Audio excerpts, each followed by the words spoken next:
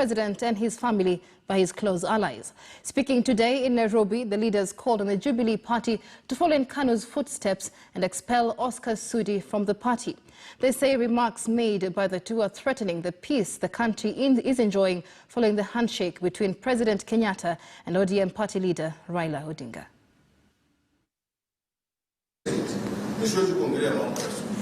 Sudi ni nani? Sudi kitu gani? Deputy President, sikia sana bwana. Usicheze na Wakenya.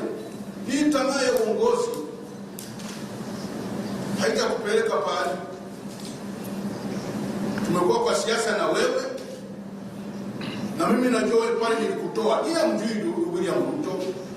Muulizeni kwa nilimtoa. Wakenya hawajui. Nilimlokota kutoka pale. I suffered in 2007 because of William Ruto. Nikanyimwa tikiti yangu na Koskei kwa sababu ya William Ruto, mimi nimweka hapo juu. Hakuwa mtu. Sasa hapo ameibaiba tu pesa tumapeni. Huyu tumapeni ameibaiba, anasumbua watu. Na Kenya mzima. Hatuwezi kubali. Na kufundisha watoto namna ya kutukana. Unaweza kutukana president kama mtoto mdogo?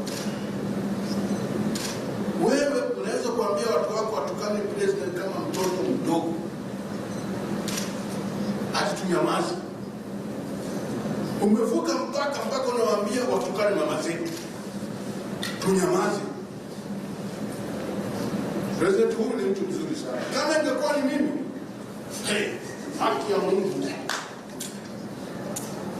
Ana huruma. We do not want to admit of violence in this country. And violence are instigated by a particular people.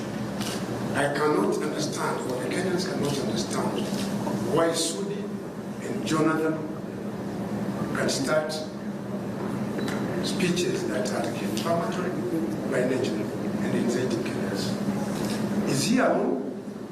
Huyu jamaa huko solo, hayuko peke yake.